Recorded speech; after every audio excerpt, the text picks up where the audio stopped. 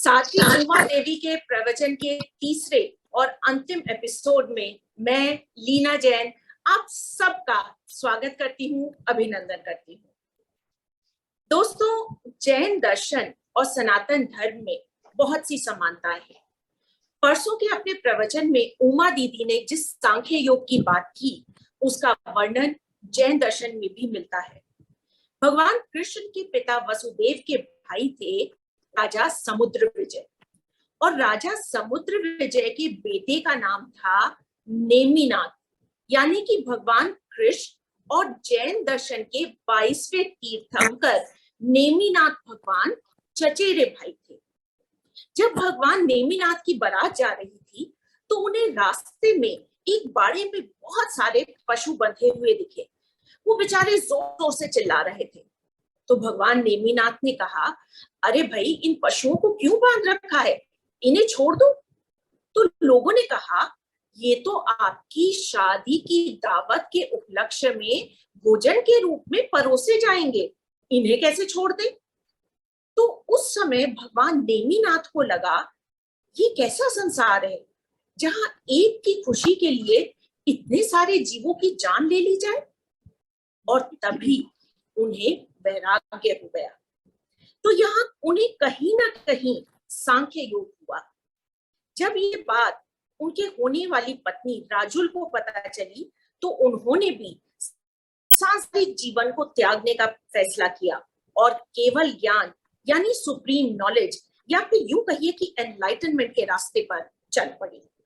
तो आध्यात्मिक होने का मतलब भक्ति द्वारा डेथ या प्रॉब्लम्स को अवॉइड करना नहीं है, बल्कि कुछ ऐसा इकट्ठा करना है जिसे मृत्यु भी हमसे छीन ना सके। और कल उमा दीदी ने बताया ही था कि जो कुछ पुण्य या नॉलेज हम इस लाइफ टाइम में इकट्ठा करेंगे, नेक्स्ट लाइफ टाइम में हम उससे आगे इकट्ठा करेंगे। और एक बात, जैन दर्शन के अनुसार आज से लगभग 40,000 साल के बाद जब कलयुग समाप्त होगा, तब ह्यूमन बीइंग्स की हाइट कम होते होते सिर्फ 2 फीट की रह जाएगी। उस समय एसिड रेन्स होंगी और मनुष्य कैनाबलिस्टिक हो जाएंगे, यानी एक दूसरे को मारकर उसका मांस खाएंगे, क्योंकि एसिड रेन की वजह से सारी वेजिटेशन, फसलें खत्म हो जाएंगी। कल उमा दीदी ने वर्ल्ड की क्रिएशन, उसकी उत्पत्ति के बारे में हमें डिटेल से बताया। आज हम देखेंगे कि अंतिम अध्यायों में श्री कृष्ण जी हमें क्या समझाने की कोशिश कर रहे हैं और क्या इन अंतिम अध्यायों में वर्ल्ड के डिस्ट्रक्शन के बारे में भी कुछ कहा गया है या नहीं। लेकिन पहले चलते हैं वाओ इंडिया की सेक्रेटरी जनरल डॉक्टर पूर्णिमा की तरफ। स्वागत है पूर्णिमा जी आपका। धन्यवाद लीना। अभी आपने आचार्य नेमिनाथ के विषय में बात की, तो ऐसा भी वर्णन उपलब्ध होता है कि नेमिनाथ ने ही अत्रि महर्षि को श्राद्ध के विषय में सबसे पहले बताया था, श्राद्ध कर्म के विषय में। ऐसा भी वर्णन कई जगहों पर उपलब्ध होता है। तो क्या है, हमारा कहने का क्या मतलब है कि भारतीय आध्यात्मिक साहित्य में भिन्न भिन्न आचार्यों ने विभिन्न प्रकार से बारंबार इस विचार को दोहराया है कि आत्मज्ञान और उसका अपरोक्ष अनुभव प्राप्त करने वाला साधक कोई कोई ही होता है। भगवान श्री कृष्ण के अनुसार भी आत्मज्ञान की प्राप्ति का उत्तरदायित्व साधक पर ही निर्भर है, जैसा कल भी बात चल रही थी। यदि कोई साधक इस अनुभव को प्राप्त नहीं कर पाता है तो उसका एकमात्र कारण निश्चित रूप से उसके पुरुषार्थ का अभाव है। जो व्यक्ति आध्यात्मिक जीवन पद्धति को पूर्णतया अपनाते हैं, ऐसे प्रयत्नशील साधकों में से कोई एक साधक ही ऐसा होता है जो आत्मा को पूर्ण रूप से जानता है। तो अर्जुन और गीता के जिज्ञासु लोग ऐसे ही विरले पुरुष हैं जो आत्मज्ञान के अधिकारी हैं। उन्हें भगवान श्री कृष्ण विज्ञान के सहित ज्ञान के उपदेश का वचन भी देते हैं, जिससे आत्मा का साक्षात अनुभव हो सकता है। और उसी के विषय में जानने के लिए हमारा आग्रह उमा दीदी से है। दीदी के प्रवचन की 2 कड़ी हो चुकी हैं, आज तीसरी और अंतिम कड़ी हम प्रस्तुत करने जा रहे हैं। कल दीदी ने ध्यान के अभ्यास और उसकी प्रक्रिया के विषय में बताया था। उस समय आहार, निद्रा आदि वृत्तियों के विषय में बात की थी।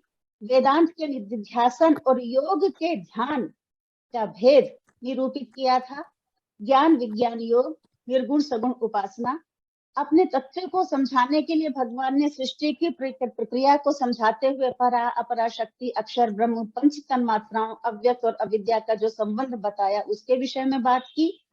कार्य ब्रह्म, अहंकार, बुद्धि, मन आदि के विषय में प्रकाश डाला और अंत में हिरण्यगर्भ और प्रजापति की व्याख्या की, कल्पयुग आदि की व्याख्या की, और साथ में गीता और वेदांत का मर्म कि समस्त में समभाव रहे, सर्वात्म भाव, अर्थी, जिज्ञासु इत्यादि भक्ति की 4 श्रेणियों के विषय में बताया, कर्म मुक्ति की चर्चा की।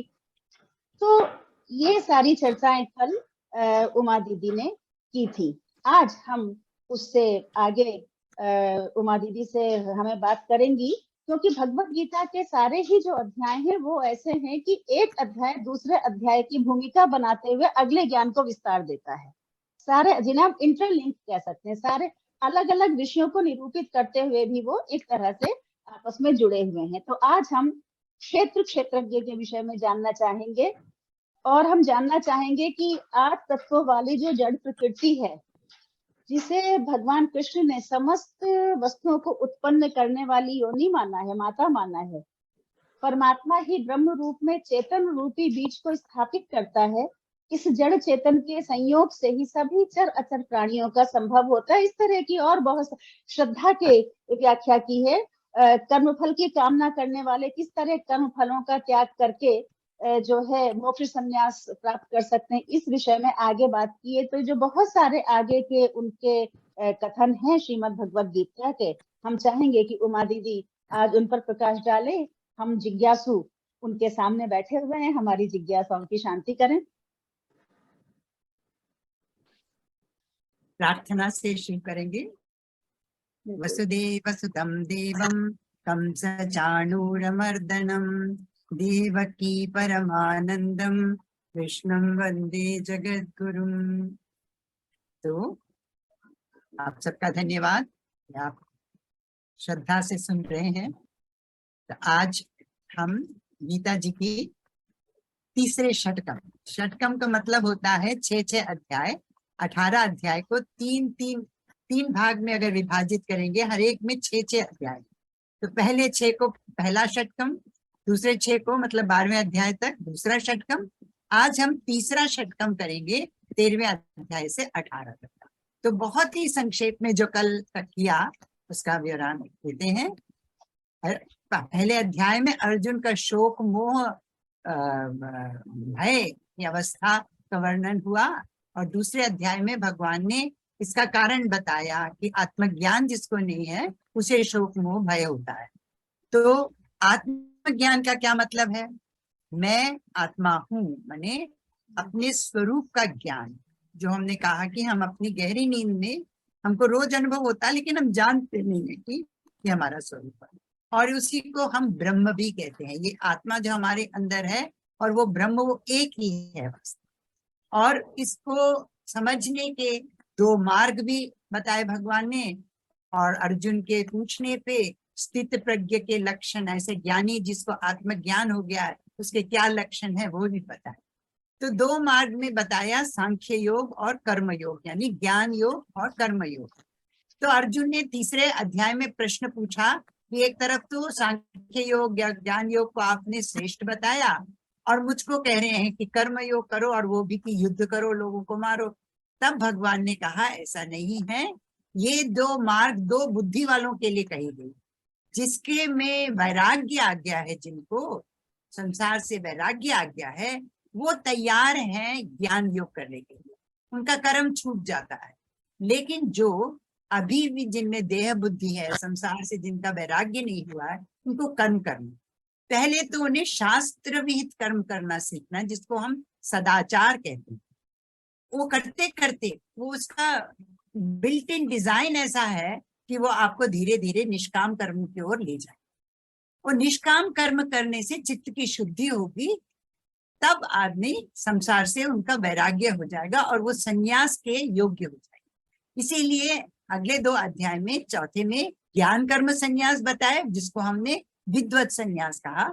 और 5वें अध्याय में अर्जुन के पूछने पे यह बताया कि अज्ञानी के लिए कर्म योग ही बेटर है, नहीं तो वो कर्म योग करके जब उनकी चित्त शुद्धि हो जाएगी वो कर्म को छोड़ सकते हैं विधिवत, उसको विविदिशा संन्यास करें।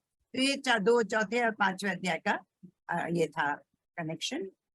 फिर 6ठे अध्याय में जो संन्यास लेते हैं, प्रत्येक जो विधिवत संन्यास लेते हैं वो क्यों लेते हैं? ध्यान करने के लिए अनुकूल परिस्थिति पाने के लिए, एकाकी अकेले रह के जंगल में या एकांत स्थल में रह के ध्यान करने के लिए। भिक्षावृत्ति करके जिएंगे तो उनको ये कोई घर गृहस्थी का दिमाग में कोई वो स्ट्रेस नहीं। तो ऐसे लोगों को के बारे में उसमें भी दो शब्द को हमने समझा था, आरुरुक्षु आरूढ़। तो जो आरुरुक्ष है उसके लिए तो फिर भी कर्म ही कहा गया है, जो आरूढ़ है उसके लिए कहा गया है कि वो ध्यान के काबिल है। और तो ये भी बताया कि आत्मा ही आत्मा का शत्रु है, आत्मा ही आत्मा का बंधु है, मित्र है। तो इसका अर्थ क्या है? जिनका इंद्रियों का संयम जिन्होंने कर लिया है, इंद्रियों को कंट्रोल करना सीख लिया है, उनके लिए उनका ये शरीर रूपी आत्मा बंधु ही बन जाता है। लेकिन जिन्होंने अपने इंद्रियों को संयम करना नहीं सीखा उनके लिए वो शत्रु बन जाता है। ये सब बता के कैसे ध्यान करना है, किसे एकांत स्थल में किसे अपनी आसन लगाना है, ये सब उसमें डिटेल बताया है। कैसा आहार खाना है, युक्त आहार, युक्त स्वप्न, जागृत, ज्यादा सोना भी नहीं है, ज्यादा जागना भी नहीं है, ज्यादा खाना भी नहीं है, कम भी खाना नहीं है, ऐसे सब। वो सब कहने के बाद ध्यान के बारे में कहा। और ध्यान करने से हमने बताया था ये निधि ध्यासन या ज्ञान निष्ठा कहलाती है। और वेदांत ध्यान में और योग शास्त्र में जो ध्यान बताया उसमें थोड़ा अंतर है। यहाँ अपने में ही अंदर जाने की प्रक्रिया है। तो जब ऐसा अपने आप को अपने आत्म स्वरूप को देख लिया, उसका फिर एक ही वो आत्मा सब में दिखेगी, हर भूत में उसको एक ही आत्मा दिखेगी, मतलब वो सर्वात्म भाव भी पा जाएगा। तो अर्जुन को बहुत ही डर लगा कि ये तो बहुत डिफिकल्ट है, भगवान जी मेरे को समझ नहीं आ रहा, मेरा तो मन बहुत चंचल है, मैं कहाँ पहुंचूंगा। भगवान ने कहा डरो मत, देखो मन को जब तुम अभ्यास करोगे तो उससे अभ्यास है न तो कौन्तेय वैराग्य न च गृह्यते, धीरे धीरे अभ्यास करके और जितना संसार से तुम्हारा वैराग्य बढ़ेगा तुम ये कर सकोगे। और जिनकी इंद्रियां उनके वश में है वो ये कर सके, जिनकी इंद्रियां वश में नहीं है उनके लिए बहुत डिफिकल्ट होगा, दुर्गेय होगा। उसके बाद अर्जुन ने एक और प्रश्न पूछा, ये सब करा गुरु के एक आदमी आधे में मर जाता है कोई साधक, तो क्या उसको शुरू से सब शुरू करना होता है? भगवान कहते हैं ऐसा नहीं, जहां से उसने रोका है उसका जन्म ऐसे कुटुंब में होगा जहां से उसकी ये अभ्यास और उसका साधना और तीव्र हो सके। ये सब होने के बाद हम ये इसके साथ पहला षटक खत्म हुआ था। फिर दूसरा षटकम जब शुरू हुआ उसमें हमने कहा कि अर्जुन का जो प्रश्न था कि मेरा मन चंचल है, मतलब वो निर्गुण ब्रह्म पे ध्यान नहीं करने के योग्य है, तो भगवान ने अब दूसरा एक और तरीका बताया। क्या मार्ग है? सगुण ब्रह्म की उपासना। तो 7वें अध्याय से 12वें अध्याय तक सगुण ब्रह्म की उपासना के बारे में भगवान चर्चा करते हैं। और क्योंकि हर एक चीज भगवान से आई है। 7वें अध्याय में क्या कहा कि मुझसे ही ये सब आए हैं, इसलिए ये सब मेरी प्रकृति भी मुझसे भिन्न नहीं है, और मेरे प्रकृति के द्वारा अपरा और परा प्रकृति, अपरा प्रकृति को मूल प्रकृति भी कहते। तो ये दो प्रकृतियों के साथ युक्त जो ब्रह्म है उसको हम ईश्वर कहते हैं। तो ये प्रकृतियों के साथ युक्त ब्रह्म को ही ईश्वर कहा जाता है। और हमने हिरण्यगर्भ कौन है समझा, और पूरी सृष्टि की क्रिया इसके माध्यम से समझा। क्यों समझना है? क्योंकि ये हम यहाँ कुछ भी ब्रह्म से भिन्न नहीं, ईश्वर से कुछ भी भिन्न नहीं। तो जिसको भी देखो उसे ईश्वर है समझो, तो वो भी ध्यान का मार्ग बन जाए। मैं और मेरा नहीं पढ़ो, मैं ना पढ़ो, ईश्वर है समझो। और ये है उसकी युक्ति।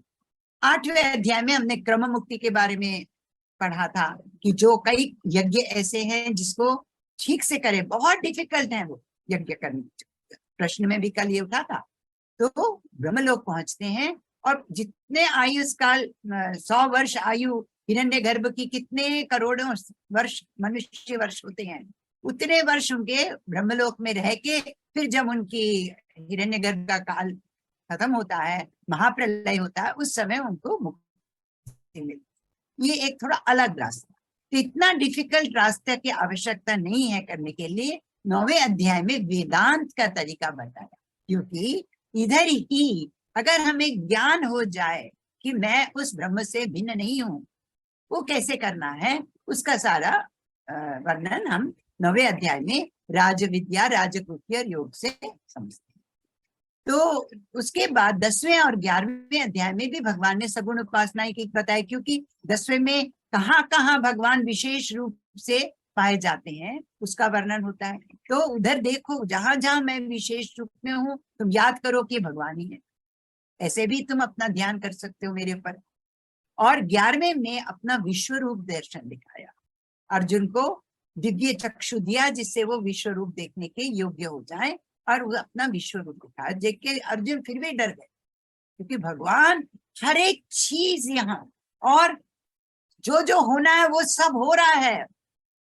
दिख गया उनको कि युद्ध में सब मारे जाएंगे, सब भगवान के मुंह में अग्नि के अंदर जा रहे हैं। तो हम सब सिर्फ निमित्त हैं, ये हम इससे समझते हैं इस अध्याय से। फिर 12वें अध्याय में भक्ति योग बताया कि जो उसमें भी 4 हमने स्टेप्स में वो समझा था। पहले तो भगवान ने कहा मेरी बुद्धि बन जाओ, मई बुद्धि वो हाईएस्ट है। लेकिन अगर वो नहीं कर सकते हो तो अभ्यास योग करो। अगर उसके लिए भी समर्थ नहीं हो तो सब समझो कि मैं भगवान का काम कर रहा हूँ, मत कर्म समझो। वो भी नहीं होता तो सर्वकर्म फल त्याग, मैंने पहला स्टेप है कि सर्वकर्म फल त्याग करके तो कोई भी कर्म करो का भगवान मैं इसका फल आपको दे देता हूँ। ऐसे कर कर करके मई बुद्धि तक पहुंच जाएंगे। और फिर अद्वेष्टा सर्वभूता नाम से लेके 8 श्लोक में भगवान को कौन से भक्त सबसे ज्यादा प्यारे हैं, उसमें वो ज्ञानी के ही लक्षण सारे आ जाते। पहले ही हमने कहा था 7वें अध्याय में भक्ति की पराकाष्ठा जो 4 भक्तों का बताया था, अर्थार्थो जिज्ञासु अर्थार्थी ज्ञानी, ज्ञानी को भी भक्त कहा था और हाईएस्ट लेवल का बात। तो ये सब हमने अभी तक पढ़ा। अब हम जो तीसरे षटकम में हम प्रवेश कर रहे हैं, मतलब 13वां अध्याय में, वहां जो 7वें अध्याय में हमने सृष्टि क्रिया पढ़ी ना, उसके साथ इसको कनेक्ट करके देखना पड़ेगा। वहां हमने परा प्रकृति और अपरा प्रकृति के बारे में समझा था। मूल प्रकृति कही है जिससे सारे जड़ शरीर बनते हैं, और उसमें प्राण जब आता है तो वो जीवात्मा बनता है। अब इस 13वें अध्याय में उस अपरा प्रकृति से ही क्षेत्र बनता है, जड़ जो शरीर है बनते हैं, और परा प्रकृति से ही क्षेत्रज्ञ बनते। अब इन दोनों के माध्यम से ईश्वर का स्वरूप निश्चय करना है, ये 13वें अध्याय का उद्देश्य। इसीलिए इसे क्षेत्र क्षेत्रज्ञ विभाग योगो नामक। अब एक और तरीके से इसको हम समझेंगे। अभी तक के 12वें अध्याय तक हमने ब्रह्म क्या है इसके बारे में वर्णन सुना।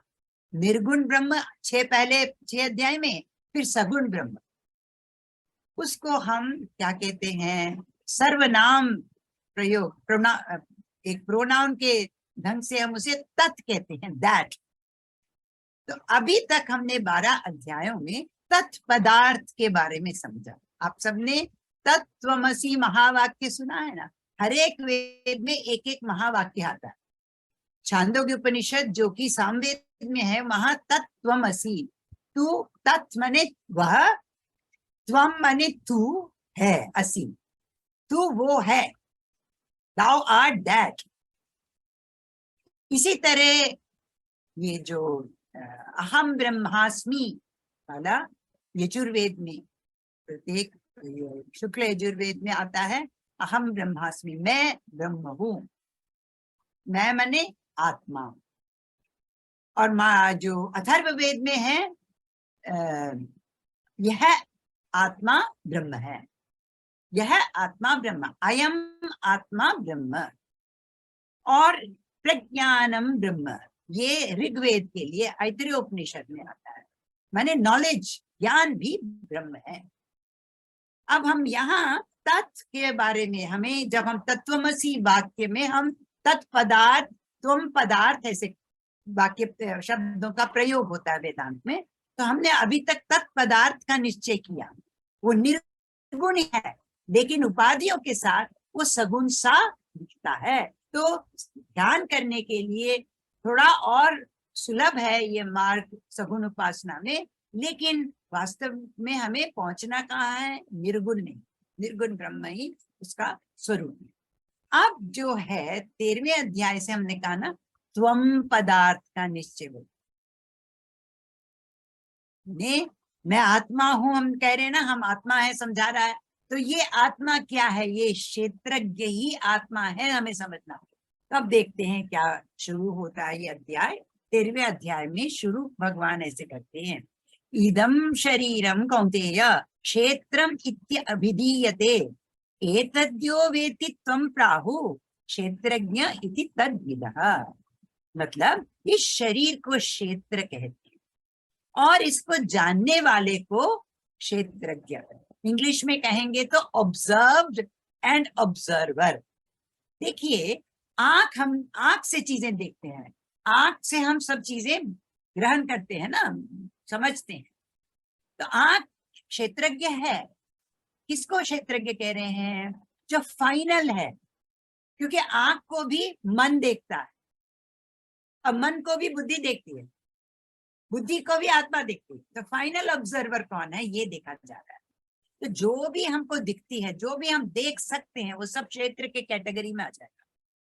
और जो देखने वाला है वो क्षेत्रज्ञ। लेकिन यहाँ हम किसकी बात कर रहे हैं? जो फाइनल ऑब्जर्वर है, जो फाइनली, जो सबसे अंत में जो इसको समझते हैं। तो आंख, मन, बुद्धि, ऐसे ऐसे ऐसे हम कहाँ अंत में पहुंचते हैं? आत्मा पे। तो उसको क्षेत्रज्ञ कहा है, जो फाइनल ऑब्जर्वर है। तो भगवान कहते हैं ये शरीर वगैरह ये सब क्षेत्र में पड़ेंगे, इसको देखने वाला क्षेत्रज्ञ। लेकिन अब देखिए दूसरे श्लोक में क्या कहते हैं? क्षेत्रज्ञं च अपिमां विद्धि सर्व क्षेत्रेषु भारत क्षेत्र क्षेत्र केयोर ज्ञानम तत्तज्ञान यत्तज्ञानम मतम मम। मतलब हर क्षेत्र में जो क्षेत्र देखने वाला है क्षेत्रज्ञ है, मैं हूं। मतलब ये क्षेत्रज्ञ हर शरीर में यही एक क्षेत्रज्ञ है। ये बहुत इंपॉर्टेंट चीज है। पूरा वेदांत यही आता है, एक मेवा द्वितीय, दूसरा नहीं है, एक ही है। एक बार मैं आत्मा हूं समझ लूं तो फिर दूसरों में मेरे को भेद नहीं दिखेगा, क्योंकि वही आत्मा दूसरे में भी है। अब यहाँ क्षेत्रज्ञ च अपि कहा है, क्षेत्रज्ञ भी मैं हूं। तो फिर और क्या है? भगवान क्षेत्र मैं हूं पहले कह चुके हैं 12वें अध्याय तक, कहा ना।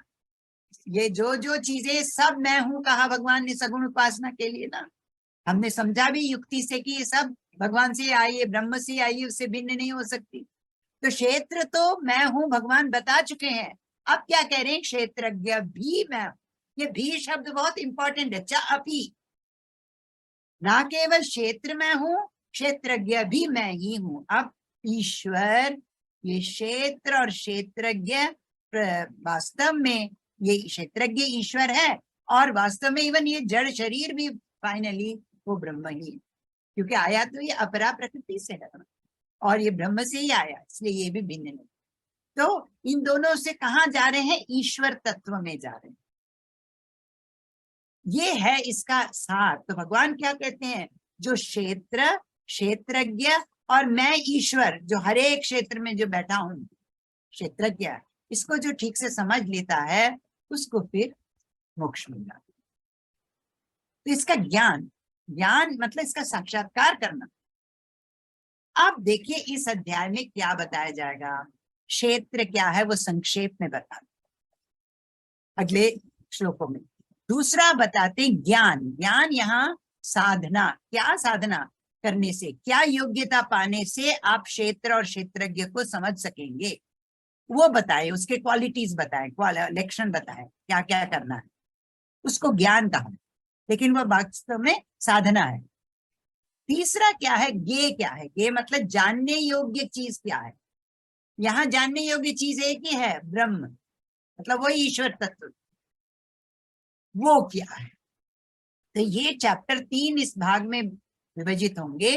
क्षेत्र, क्षेत्रज्ञ क्या है, मतलब क्षेत्र क्या है और उसको पाने का तरीका क्या है, ज्ञान गम्य कहते हैं या ज्ञान कहते हैं। और तीसरा क्या कहा है, ज्ञेय क्या है, ईश्वर। उसमें लाते हैं प्रकृति और पुरुष को भी, ये सब हम पाएंगे। और उसके बाद ये ज्ञान कैसे हमको आगे ले जाता है, इसमें से ज्ञान क्या आना है, ये क्षेत्रज्ञ ही ईश्वर है, ये आत्मा ही ब्रह्म है, ये समझना। तो जब तक ये क्षेत्रज्ञ जीवात्मा बना रहता है, कब तक, जब तक अपने को शरीर के साथ बांधता है। जब शरीर से विमुक्त हो जाता है तो वही क्षेत्रज्ञ एक्चुअली ब्रह्म ही है, जो हमें गहरी नींद में रोज रात को अनुभव होता है, लेकिन हम जानते नहीं, हमें अविद्या है। तो अब देखते हैं क्या क्या श्लोक में। तो पहले भगवान कहते हैं, मैं संक्षेप में तुम्हें बताऊंगा कि ये क्षेत्र क्या है, और बहुत 2 श्लोक में बता देती हूँ।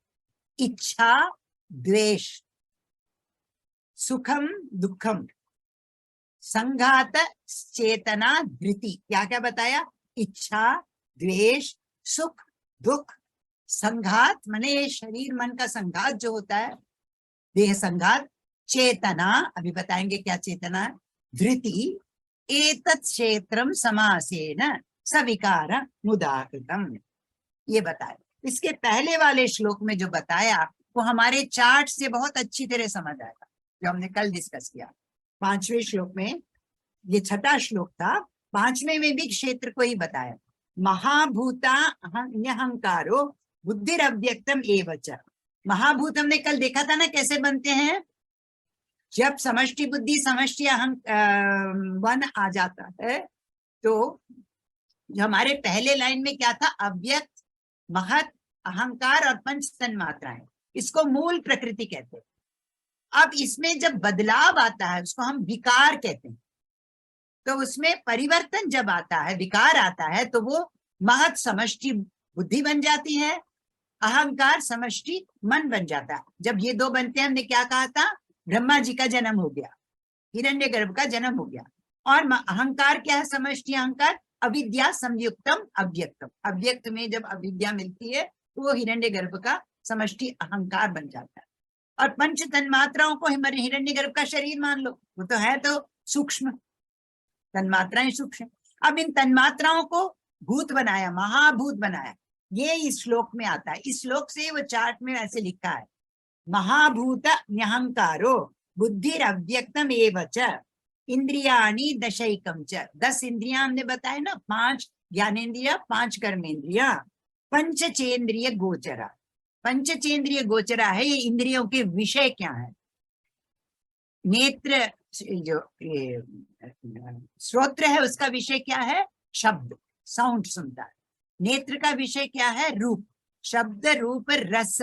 जिह्वा का, पैलेट का क्या है, रस है उसका विषय। घ्राण है, मतलब घ्राण का विषय क्या है, गंध। और ये चर्म का विषय क्या है, स्पर्श। जो शब्द स्पर्श रूप रस गंध, ये 5 तन्मात्राएं, इनको कहा पंचचेंद्रिय गोचरा, ये सब क्षेत्र हैं।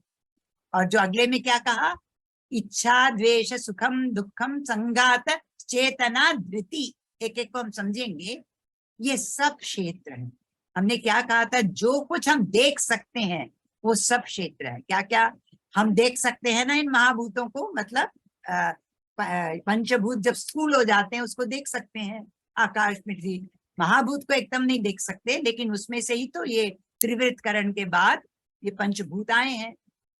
और इंद्रियाणी, हम इंद्रियों को देख सकते हैं, हमारे कर्मेंद्रिया और हमारे ज्ञानेंद्रिया हमारे लिए ऑब्जर्वेबल्स हैं, देखना, हम देख सकते हैं।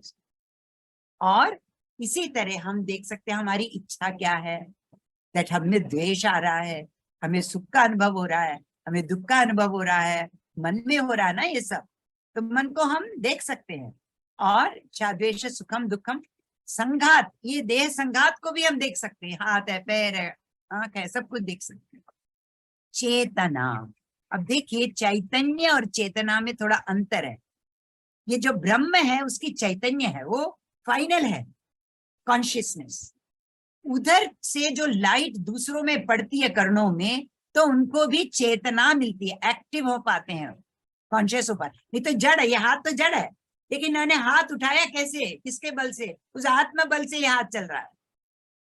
आत्मा उसमें है, चैतन्य उसमें है, इसलिए उसको चेतना मिलती है।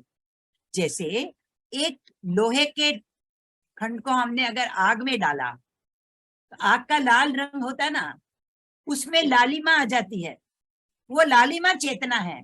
लेकिन जो आग के वो जो लालिमा है वो चैतन्य है, आग का वो स्वरूप है, उसके वजह से इसको मिला है, उधर से मिला है। तो इसी तरह हमारे कर्णों को जो चेतना मिली है, वो उस चैतन्य से वो चेतना मिली है। और धृति जो है धारण शक्ति, देखिए इसके लिए एक बहुत अच्छा एग्जाम्पल देते हैं शंकराचार्य जी। सात्विक धृति क्या होती है, हमारे इंद्रियां सब बिल्कुल थकी हुई हैं, लेकिन एक माँ, बच्चा रोता है तो फिर भी उठ के उसको सहलाती हैं, दूध देती हैं, उसको शांत करती हैं, थकी हुई होंगी, वो सात्विक धृति, मतलब वो उसको धारण करने की शक्ति है उनमें। इसको कई लोग धैर्य भी कहते हैं धृति को, लेकिन ये धृति थोड़ा सा समझने लायक शब्द। तो ये सब क्षेत्र में पढ़ते हैं, क्षेत्र के वर्ग। क्लियर हो गया ना पहला पॉइंट। दूसरा क्या है, अब हमें क्या समझना है, अब बताएंगे कौन से योग्यताएं हमें होनी चाहिए जिससे हम इस क्षेत्र को और क्षेत्रज्ञ को पहचान सकें। उसको साधन को ज्ञान कहा है।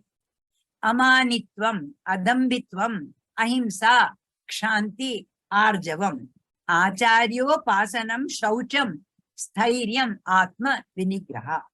कितनी क्वालिटीज बता दी है। अमानित्वम, मैं नहीं कहना, अपने को हम्बल रखना है ना, उसमें माने कोई अभिमान नहीं होना चाहिए। अदम्भित्वम, वो भी दंभ नहीं होना भाषण में, मैं सब करता मैं कहा, मतलब ये जो होता है ना दम्भ, ये सब आसुरिक वृत्तियों में भी आएंगी बात। फिर अहिंसा, किसी भी प्राणी को हिंसा ना करने की जो वृत्ति है, अहिंसा। शांति माने क्षमा भाव। फिर आर्जवम, स्ट्रेट फॉरवर्डनेस। अर्जुन का नाम क्यों अर्जुन है, में आर्जवम है, बिल्कुल स्ट्रेट फॉरवर्ड, एक मन में बाहर दूसरा ऐसा नहीं, स्ट्रेट फॉरवर्ड, आर्जवम। आचार्योपासनम, मतलब श्रद्धा भक्ति के साथ गुरु की सेवा करना। शौचम, देखिए बाह्य शौचम होना चाहिए, शुचि ना, क्लेनलीनेस, बाह्य भी होनी चाहिए, आंतरिक भी होनी चाहिए। आंतरिक शुद्धि क्या है, दूसरों के प्रति द्वेष भाव ना होना, प्रति क्रूरता नहीं होनी, ये सब आंतरिक शुद्धि। बाह्य शुद्धि तो नहा के हम अपने को साफ कर लेते हैं, दोनों आवश्यक है। स्थैर्यम माने अंतकरण की स्थिरता, माने मन को बड़ा चंचल नहीं होना, फिकल माइंडेड नहीं होना है, इधर से उधर भागता रहता, स्थिर होना है। आत्म विनिग्रह माने इंद्रिय सहित शरीर का निग्रह, तो उसको कंट्रोल में रखने की जो एबिलिटी है, योग्यता।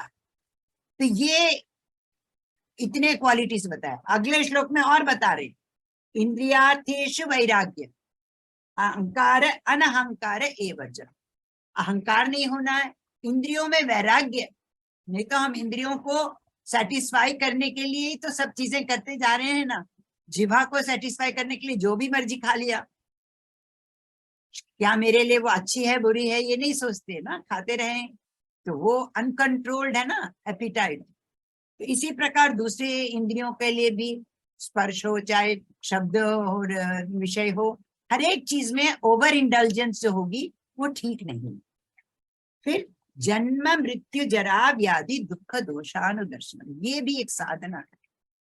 बार बार याद रखना कि ये जो शरीर में हमने जन्म लिया है, इसमें जन्म भी बड़ा दुखमय है, जरा ओल्ड एज है, व्याधि आती है तब भी कितना दुख है, जन्म मृत्यु जरा व्याधि, इनका दुख जो है उसको हमें बार बार उस पर विचार करना, तो हमको ऑटोमेटिकली ह्यूमिलिटी आ जाएगी, क्योंकि ये आज है कल नहीं रहेगा।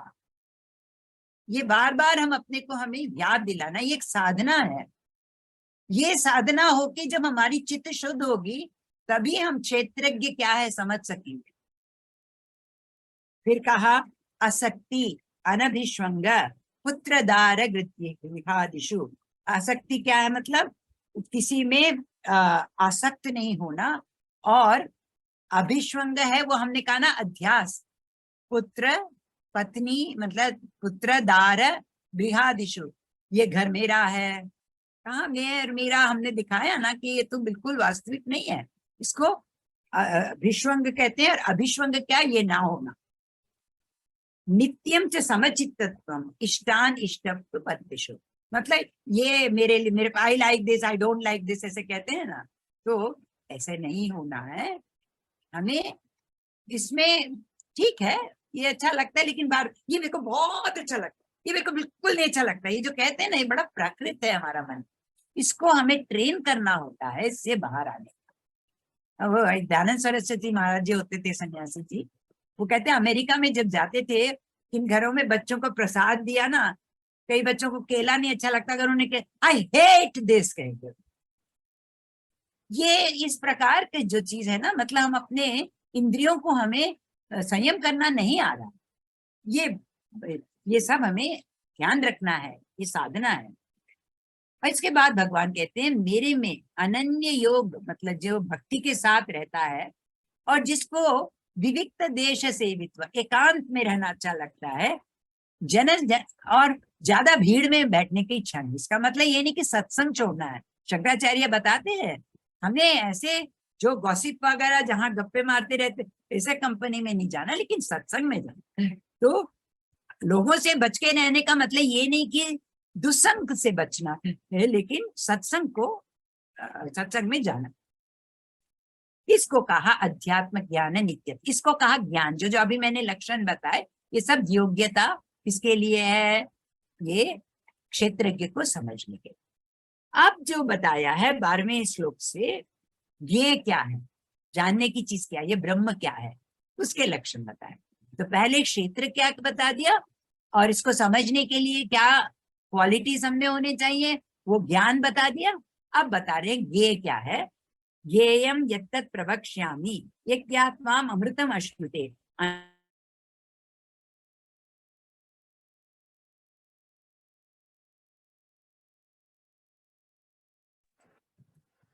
कनेक्शन बीच में से एकदम भगवान अगले श्लोक में कहते हैं सर्वतः पाणिपादम था, सारे जो पैर हाथ यहाँ लोगों के वो सब भगवान के ही हैं। अच्छा सुन रहा है क्या, कटा था बीच में? जी बीच में थोड़ा सा कटा है के लिए मतलब मतलब वो बात कोई नहीं कटी। हाँ तो ये क्या है, उसको ना तो हम इस ब्रह्म को सत्य है या असत्य नहीं कह सकते। इसका मतलब ये नहीं कि वो असत्य है, नहीं, इसका मतलब क्या है, सत्य हम किसको समझते हैं, जो कि कोई एक फॉर्म होता है, मैनिफेस्ट होता है, जो व्यक्त होता है, जिसका एक नाम रूप होता है। ब्रह्म का ऐसा नहीं, इसलिए वो असत है, लेकिन वो सत्य भी है क्योंकि वो है। एक्चुअली हर एक चीज में जो है पना है, इजनेस, वो ब्रह्म ही। ब्रह्म को कैसे समझेंगे, अगर ये चीज है, वो है क्यों, बिकॉज उसमें ब्रह्म है, वो ब्रह्म है। ये शरीर अभी है बिकॉज इसमें ब्रह्म है, आंख देख रहा है बिकॉज इसमें ब्रह्म है, कान सुन रहा है बिकॉज इसमें ब्रह्म है, तो इसलिए वो सत्य है। असत इसलिए कहा कि उसका कोई फॉर्म नहीं, रूप नहीं, इसलिए ये है वो लक्षण किसके, ब्रह्म के। अब क्या कहा, सर्वतः पाणिपादम, सारे हाथ पैर उसी के हम, विश्व रूप में भगवान ने दिखा दिया ना कि सब कुछ मैं ही हूं। सर्वतो शिशिरो मुखम, सारे सिर भी उनके ही हैं। सर्वतः श्रुतिमल लोके सर्वम आवृत्य तिष्ठति, ये सब उनके चारों तरफ होते उसके बीच में बैठे हो। सर्वेंद्रिय गुणाभासम सर्वेंद्रिय विवर्जितम, असक्तम सर्वभृच्चैव निर्गुणम गुणभोक्तृ। संपूर्ण इंद्रियों को विषय को जानने वाले हैं, सब इंद्रियों से रहित हैं, उनके कोई इंद्रियां नहीं, लेकिन फिर भी सब जानते हैं। हमें चाहिए होता है इंद्रिय समझने के लिए, उनको कुछ नहीं चाहिए। सूक्ष्म शरीर से सब समझ सकते हैं और सबका पालन पोषण करते हैं। निर्गुण होते हुए भी गुण का भोग भी करते हैं। हाथ पैर ना होते हुए, इंद्रियां ना होते हुए सब कुछ ग्रहण करते हैं। बहिरंतश्च भूतानाम अचरम चरम एव च। जो मूव, ये जो यहाँ अचर है ना, जो नहीं चलते हैं और जड़ है, जो चलते भी हैं, चल फिरते हैं, मूवेबल एंड इमूवेबल, सब बाहर अंदर सब जगह वही है। सूक्ष्मत्वा तदभिज्ञेयम दूरस्थम चांतिके च। कई लोगों के लिए बहुत दूर है ये, कई लोगों के लिए बहुत पास है। किनके लिए पास है? जिनकी चित्त शुद्ध है, जो ज्ञानी है, उनके लिए बहुत पास है। भगवान श्री राम कृष्ण ने कहा ये नहीं, तुमसे भी ज्यादा पास में मैं देखता हूँ, ये अंदर यही है।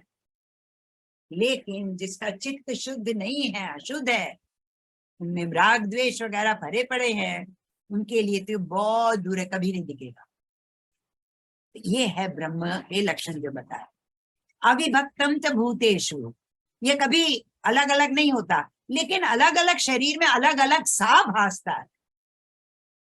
विभक्तम इव च स्थितम भूत भर्तृ न तद्गेयम ग्रसिष्णु प्रभ विष्णु च। रुद्र रूप से संहार करता है, ब्रह्म रूप से सृष्टि करता है, और विष्णु के रूप से सबको स्थिति में रखता है। तो ये अब अभी तक तीनों चीजें बता दी, भगवान बताते इति क्षेत्रम तथा ज्ञानम ज्ञेयम मुक्त समातम। ये अब मैंने तेरे को बता दिया, क्षेत्र क्या है, ये क्या है, ज्ञान क्या है, इसको पाने का रास्ता क्या है बता। अब प्रकृति और पुरुष की बात, हमारे चार्ट पे फिर से जाइएगा।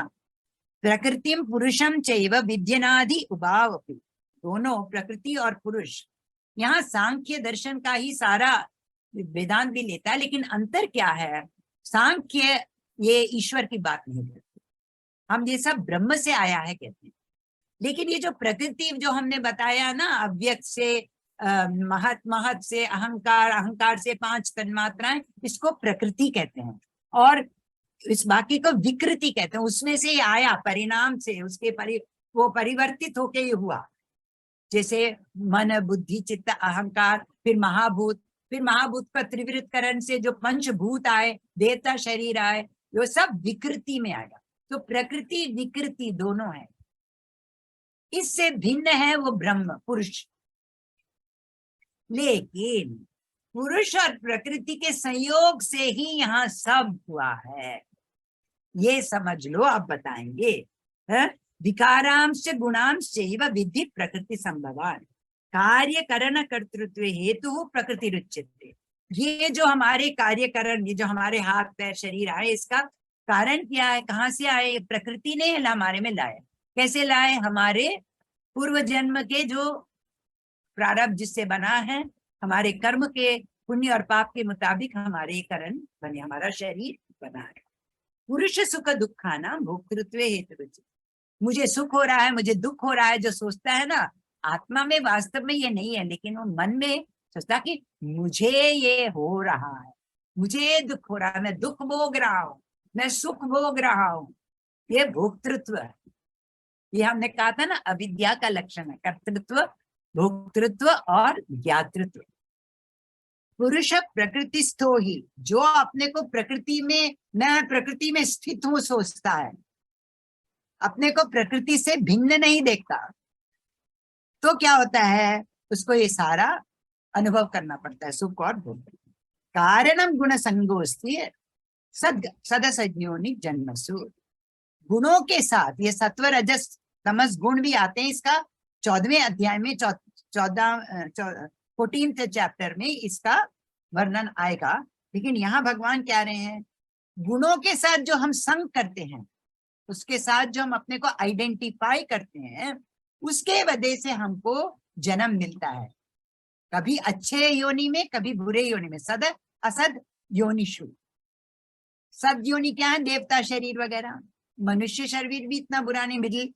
और तिर्यक योनि, असद शरीर मतलब पाप के वजह से, ज्यादा पाप के वजह से ऐसा शरीर। क्योंकि उसमें कठिनाइयां ज्यादा हैं शरीर।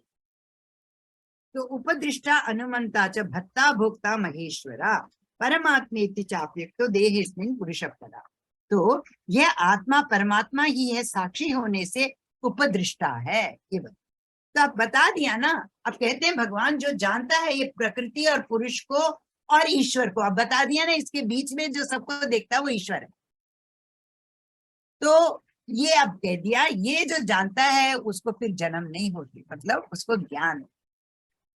अब कई लोग इसको कैसे पाते हैं? ध्यान करके पाते हैं, कई सांख्य योग से पाते हैं, कई कर्म योग से पाते हैं, और कई लोग तो दूसरों को, बड़ों को सुन के ही इसको समझ लेते हैं, ज्यादा शास्त्र वगैरह का अध्ययन नहीं करते, श्रवण के मात्र से। लेकिन उनका भी, वो भी तर जाते हैं। कैसे तरते हैं? क्योंकि क्या समझते हैं वो। अब ये बहुत इंपॉर्टेंट श्लोक है, 26वां श्लोक है, और ये पूरा अध्यास क्या है बताता है। हमने अध्यास बताया था ना, रॉन्ग अंडरस्टैंडिंग, गलत फहमी, जो है नहीं उसको वो है समझना बुद्धि में। जैसे हम हैं तो आत्मा, लेकिन हम समझते हैं मैं शरीर हूं, मैं मन हूं, मैं बुद्धि हूं। ये अध्यास है, देह अध्यास। अब ये बताते हैं क्या है ये, कैसे होता है। यावत् संजायते किंचित सत्वं स्थावर जंगमम क्षेत्र क्षेत्रज्ञ संयोगा तद्विद्धि भरतर्षभ। ये क्षेत्र और क्षेत्रज्ञ को जो मिक्सअप कर देते हैं, क्षेत्रज्ञ क्या है? वो ईश्वर है, ये आत्मा है। लेकिन मैं तो हूं आत्मा और वो ईश्वरी हूं। लेकिन मैं क्या करती हूँ, जो जो शरीर का धर्म है उसको मैं मेरा मान लेती। शरीर का धर्म क्या है? वो बदलता है। मैं बचपन में, बाल्यकाल में थी, फिर वृद्धावस्था है, शरीर में है ये वृद्धावस्था। लेकिन मैं क्या कहती हूँ, मैं बूढ़ी हो गई। तो क्या है स्टेटमेंट? मैं तो आत्मा हूं, आत्मा बूढ़ी नहीं हुई है। बूढ़ी क्या हुई है? शरीर। या मैं बहुत युवक हूँ, देखो मैं कितना हट्टा कट्टा हूँ। तो उसके साथ जब आइडेंटिटी, मतलब है तो क्षेत्रज्ञ, क्षेत्र से बहुत भिन्न भिन्न स्वभाव है। लेकिन अविद्या के वजह से अध्यास करते हैं, गलत समझते हैं। जो जो क्षेत्र का धर्म है उसे क्षेत्रज्ञ में थोपते हैं, और क्षेत्रज्ञ के धर्म को क्षेत्र में थोपते हैं। क्षेत्रज्ञ क्या का धर्म क्या है? क्षेत्रज्ञ सब में साक्षी के रूप में रहता है, कुछ करता है, तो नित्य है। लेकिन इसको हम शरीर में थोपने की कोशिश करते हैं, इसका धर्म। और शरीर के जो जो धर्म है, बदलना, जड़त्व, वो तो चेतन है। लेकिन हम शरीर को चेतन मान लेते हैं, क्षेत्रज्ञ का धर्म शरीर में डाल देते हैं। इसको अध्यास कहा जाता है। इसका बहुत सुंदर शंकर भाष्य में शंकराचार्य ने इसे बहुत अच्छी तरह समझाया। और उन्होंने ब्रह्म सूत्र के इंट्रोडक्शन को, उपोद्घात को अध्यास भाष्य बताया, पूरा अध्यास के बारे में। क्योंकि ये हमें वेदांत शुरू करना वहीं से है कि हमारी गलती कहाँ हो रही है। इसीलिए भगवत गीता भी कहाँ से शुरू हो रहा है? शोक मोह भय आत्मा का धर्म नहीं है, ये मन और शरीर का धर्म है, वो तू नहीं है। अध्यास कर रहा है यहाँ। अब इस चैप्टर में त्वम पदार्थ क्या है? ये शरीर तू नहीं है। तू कौन है? क्षेत्रज्ञ है, और ये क्षेत्रज्ञ इस शरीर से बहुत भिन्न है, और वो है ब्रह्म ही, ईश्वरी है। ये है इस अध्याय के थ्रू तू वो है, तत्त्वमसि। इसलिए त्वम पदार्थ का जो वर्णन हो रहा है। अब इसमें इनके जिन्होंने समझ लिया कि ये सब अध्यास है, उनकी बिहेवियर कैसे होगी सब बता। समम सर्वेषु भूतेषु, सबको एक दिखते हैं, सब में भगवान देखते हैं, ये सब यहाँ बता। उस पे हम नहीं जा रहे हैं। एंड में क्या कहा, लास्ट श्लोक, क्षेत्र क्षेत्रज्ञयोर एवं अंतरम ज्ञान चक्षुषा। जो ज्ञान चक्षु से, ज्ञान वाले आंखों से क्षेत्र और क्षेत्रज्ञ के बीच में क्या अंतर है समझता है। भूत प्रकृति मोक्षम च ये विदुर्यान्ति ते परम। वो फिर मोक्ष को प्राप्त कर लेते हैं, वो तत्व को समझ जाते हैं। इसके साथ ये मैंने इस अध्याय पे ज्यादा समय क्यों लगाया, क्योंकि इस षटकम का ये पूरा नींव है, फाउंडेशन है। बाकी सारे जो आगे 5 अध्याय हैं वो सब इस पे बेस्ड हैं। क्या बेस्ड है? एक एक अध्याय में दिखाएंगे क्षेत्र क्षेत्र। तुम क्षेत्रज्ञ हो, लेकिन क्षेत्रज्ञ से अपने को भिन्न क्यों समझते हो? क्योंकि 14वें अध्याय में क्या बताएंगे कि ये तुम अपने को 3 गुणों के साथ मिला लेते हो। गुणत्रय विभाग योग है ना 14वां अध्याय। क्यों आया वो? गुणत्रय से हम अपने को जोड़ लेते, कैसे जोड़ते हैं वो बताया। जोड़ने से क्या होता है? हम अपने को क्षेत्रज्ञ नहीं समझते, हम अपने को शरीर समझते। तो ये 13th अध्याय को ठीक से समझ लें तो हमें बाकी 5 अध्याय का सार बड़ी जल्दी से समझ आएगा। अब हम बहुत जल्दी जल्दी से जा सकते हैं। क्यों? 14वें अध्याय में क्या बताया कि ये गुणत्रय जो है, सत्व रजस तमस गुण, ये गुणों के साथ हम अपने को आइडेंटिफाई करते हैं, उसके साथ संग बनाते हैं। तो क्या होता है? हम अपने को क्षेत्रज्ञ नहीं समझते और हम अपने को शरीर समझ गए। तो हम अपने वास्तविक स्वरूप में नहीं रहते, इसलिए सुख दुख का अनुभव करना पड़ता है। 15वें में क्या बताया? उत्तम पुरुष कौन है? ईश्वर। उनका किसी के साथ संग नहीं है।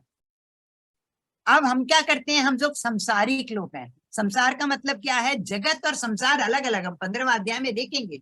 लेकिन ये उत्तम पुरुष कौन है? जो क्षेत्रज्ञ के साथ एक मानता है, अपने को क्षेत्रज्ञ समझ पाता है, संसारी नहीं है। लेकिन जो अपने को शरीर समझता है वो संसारी है। वो कहेंगे असंग शस्त्रेण दृढ़ेन चित्वा। इस संसार का रूपी वृक्ष के वो रूट से, उसके जड़ से उसको निकाल दो। कैसे? असंग बनो, उसके साथ आइडेंटिफाई मत करो। 16वें अध्याय में क्या बताएंगे? ये दैविक और आसुरिक संपत्ति। अगर हमने आसुरिक संपत्ति होगी, फिर से हम अपने शरीर मानेंगे, अपने को क्षेत्रज्ञ नहीं मानेंगे, क्षेत्र के साथ जुड़ेंगे, है ना? तो वो 16वें अध्याय में दैव आसुर संपत्ति विभाग योग है। 17वें अध्याय में क्या है? श्रद्धा त्रय विभाग योग। वहां एक प्रश्न भी उठता है। क्या प्रश्न पूछते हैं आप? क्योंकि जो 16वां अध्याय में भगवान कहते हैं आसुरिक क्या है? शास्त्र के विरुद्ध जो काम करता है, शास्त्र को समझे बिना जो काम करता है, वो सब आसुरिक है। तब अर्जुन कहते हैं कई लोगों को तो शास्त्र नहीं मालूम, लेकिन वो भी तो कर्म कर रहे हैं, तो उनके कर्म को किस श्रद्धा में कैसे मानेंगे वो? तब भगवान बताते हैं जो ऐसे अनजानी में काम कर रहे हैं उनके भी श्रद्धा 3 प्रकार की होती है, राजसिक, तामसिक, सात्विक। तो वो गुण की बात आती जाएगी हर एक। और 18वें में इसका समरी, और वो एक और प्रश्न उठाया कि सन्यास क्या है, त्याग क्या है, ऐसा प्रश्न उठाते हैं अर्जुन। उसको लेके भगवान आगे फिर से इतनी चीजों की कैटेगरी बताते हैं, उसमें भी सत्व रजस, सत्व क्या है, रजस क्या है, तामसिक क्या है। पहले तो हमें तमस से रजस होके रजस से सत्व की तरफ जाना है, लेकिन अंत में इन तीनों के अतीत जाना है। निस्त्रय गुण्यो भवार्जुना, इन तीनों गुणों के अतीत जाओ कहा है। इसलिए ये आगे के 5 अध्याय में हम देखेंगे एक एक करके, लेकिन मैं ओवरऑल आइडिया सिंहावलोकन के लिए कह रही हूँ। 13वां अध्याय समझ लिया तो ये क्षेत्र और क्षेत्रज्ञ क्या है, अगर ठीक से किसी ने समझ लिया तो उनको समझ आ जाएगी कि क्या गलती कर रहे हैं। या तो गुणों के साथ आइडेंटिफाई करके अपने को क्षेत्र मान रहे हैं, या तो असुरिक संपत्तों के साथ मिलके अपने को क्षेत्र मान रहे हैं, या संसार के साथ अपने को जोड़ के क्षेत्र मान रहे हैं, है ना? वो 15वें अध्याय में उत्तम पुरुष नहीं है, और 17वें अध्याय में आपकी श्रद्धा जो है वो भी राजसिक, सात्विक, तामसिक है, और 18वें में इसका समरी। और अब देखते हैं 14वें अध्याय में क्या कहा, ये गुणत्रय विभाग में क्या कहते हैं भगवान कहते हैं ये सबसे बड़ा ज्ञान कह रहे हैं। परम भूय प्रवक्ष्यामि, मैं फिर से तेरे से कह रहा हूँ, ज्ञानानाम ज्ञानम उत्तम, सब ज्ञानों में उत्तम ज्ञान है ये। क्या ज्ञान? ये गुणत्रय समझना। ये ज्ञात्वा मुनयः सर्वे पराम सिद्धि मितो गता, सब मुनियों ने इसको समझ के परम सिद्धि प्राप्त कर ली। और मेरे जो शागिर्द हैं, मेरे जो भक्त हैं, वो भी एक बार इसको समझ लेते हैं तो वो भी फिर विचलित नहीं हो। तो क्या है? भगवान कहते हैं मैं हूं वो पिता जो गर्भ में दान करता हूं, और प्रकृति में, प्रकृति ही योनि है, मतलब मैं पुरुष हूं और वो योनि प्रकृति है, इससे ही सारे यहाँ उत्पन्न हुए हैं। कोई भी चीज ले लो समझ, वो तो हमने अपने सृष्टि के चार्ट में समझ लिया था कैसे ये सब सृष्टि हुई। अब प्रॉब्लम क्या, जब सृष्टि होती है प्रकृति अपने 3 गुणों के साथ आती है। हमारे हर प्रवृत्ति में ये 3 गुण है, ज्ञानी के में भी हैं। फर्क क्या है, वो उसके साथ संग नहीं करता, आइडेंटिफाई नहीं करता, आते जाते चले जाते। गुणा गुणेषु वर्तन्ते इति मत्वा न सज्जते। हम क्या करते हैं, मेरे को सात्विक होना है, मैं राजसिक हो गई हूँ, या मैं बहुत तामसिक हूँ। करना है हमें, कब तक करना है, जब हम अब बताएंगे तीनों ही, ये इसको क्या कहते हैं, चेन है ना, जंजीर है हमारे। जैसे आप किसी को लोहे के जंजीर से बांधो, चाहे चांदी के जंजीर से बांधो, है तो जंजीर ना। तो सात्विक जो है हमारे, वो सोने की जंजीर है। राजसिक जो गुण है हमारे में, वो चांदी की जंजीर है। और तामसिक लोहे की जंजीर मान, है तो जंजीर, तीनों हमको बांधते। तो पहले बताते हैं सत्व रजस तमस गुण क्या है। सत्व जो गुण है वो हमें कैसे बांधता है। जब सत्व होता है ना, मैं तो रोज सुबह जल्दी उठ जाती हूँ, मंदिर जाती हूँ, नहा लेती हूँ पहले, मतलब बहुत सात्विक हूँ, बहुत सुखी हूँ, और मेरे को बहुत ज्ञान है। ये भी अहंकार, सत्व अहंकार, लेकिन ये अच्छा है। सात्विक अहंकार तमस से तो बेटर है, लेकिन फाइनल स्टेज में इसको भी छोड़ना है ना। लेकिन जब तक वहां नहीं पहुंचे, हमें सत्व रहना है। गलत नहीं समझना, बार बार याद रखना है। कर्म को हम निष्कृष्ट नहीं कह सकते, कर्म तब तक करना है जब तक हम देह बुद्धि है, जब तक देह बुद्धि हमारे में सात्विक होना है हमें। उसके बाद हमें याद रखना ये फाइनल नहीं है, इसके भी आगे का। तो सत्व कैसे बांधता है, मैं सुखी हूं और ज्ञान और सुख के नाम से बांधता है। रजस कैसे बांधता है, तृष्णा, डिजायर्स, देखो ये भी मिले मुझे, वो भी मिले, ये तृष्णा होती है राजसिक की। तमस क्या है, निद्रा, आलस्य, प्रमाद, केयरलेसनेस, मतलब कुछ भी हो रहा है, किसी में इंटरेस्ट नहीं हुआ ऐसे। इसीलिए स्वामी विवेकानंद ने देखा भारत में बड़े तमस में लोग पड़े हैं, कहते हैं अरे भाई तुम चोरी भी करो बेटर है, ऐसे सोए मत रहो, गुलामी में फंसे हुए हो, तुम फुटबॉल खेलो। इसका मतलब ये नहीं कि वो हाईएस्ट है, बट कम से कम रजसिक तो हो, तभी तो तुम सत्व की ओर जाओगे। ये अब सत्व क्या है, रजस क्या है बताते हैं। सत्व जो गुण है प्रकाश में, जहां भी हम देखें कि ज्ञान है, विद्या पा रहे हैं, वो सब सात्विक गुण।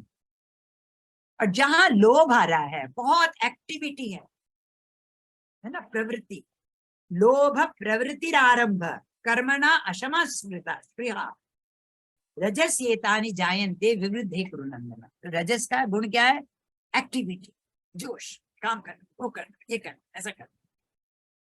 और क्या है तमस, अज्ञान है, वहां अप्रकाश, वहां कोई लाइट नहीं है। अप्रकाशो अप्रवृत्ति च प्रमाद मोह एव च तमस्येतानि जायन्ते। इसको तमस समझो, वहां अंधेरा है, ध्यान नहीं, अंडरस्टैंडिंग नहीं।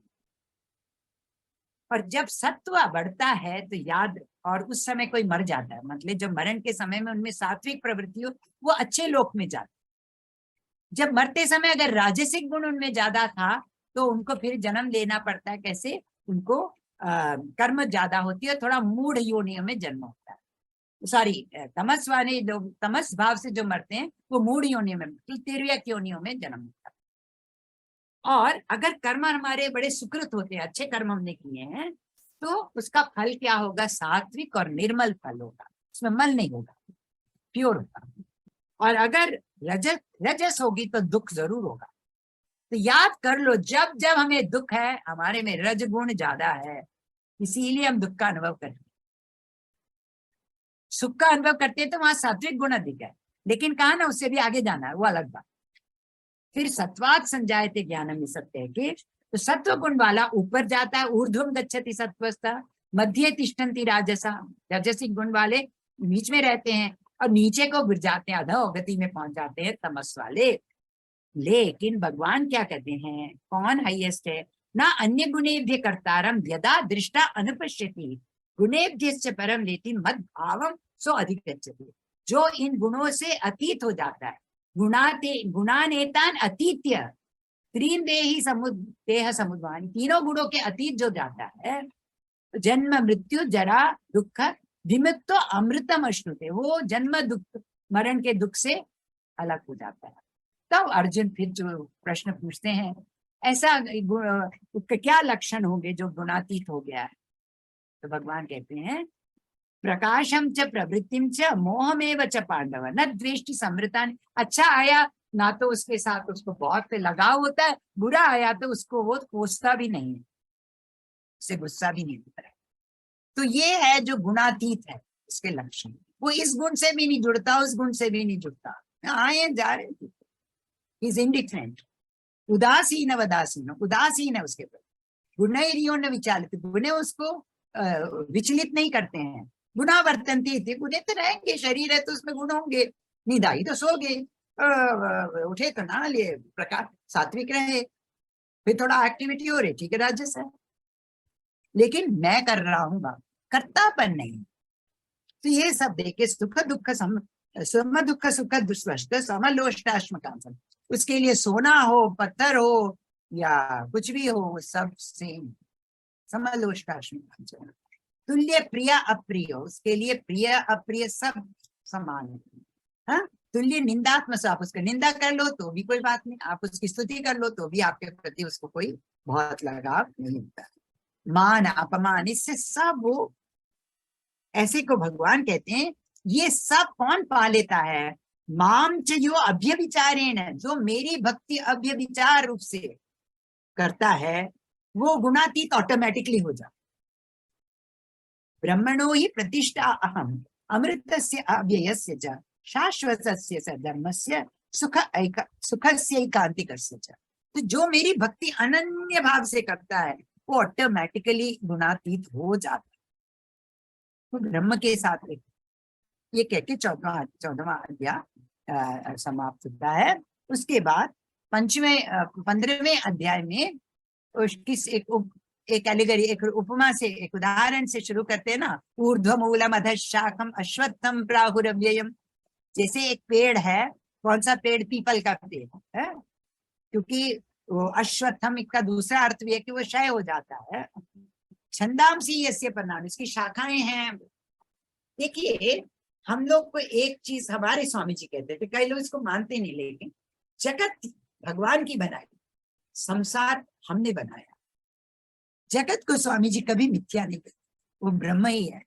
लेकिन ये जो हमने बनाया ना, मैं और मेरा संसार, ये तो मृग तृष्णा जैसी, यही सब गंधर्व नगरी कहा इसको शंकराचार्य जी ने।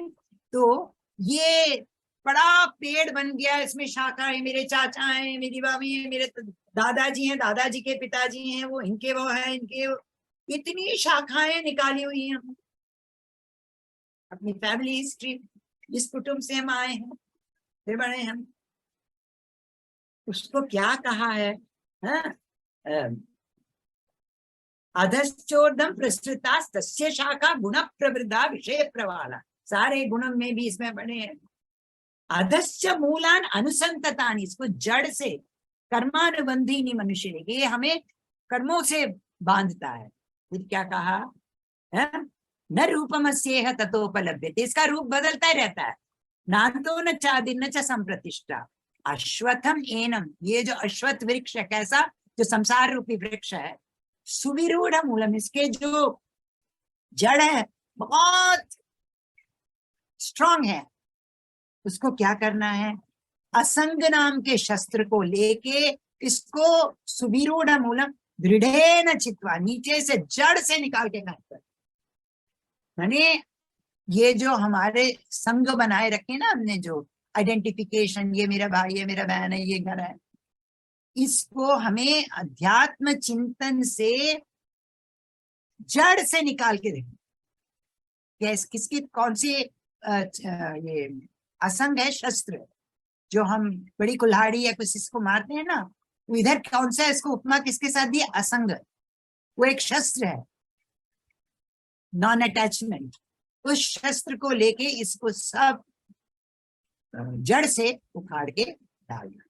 ततः पदम तत्परिमार्गितव्यम यस्मिन् गता न निवर्तन्ति तमेव चाद्यं पुरुषं प्रवृत्ति यतः प्रवृत्ति प्रसुता पुराणी।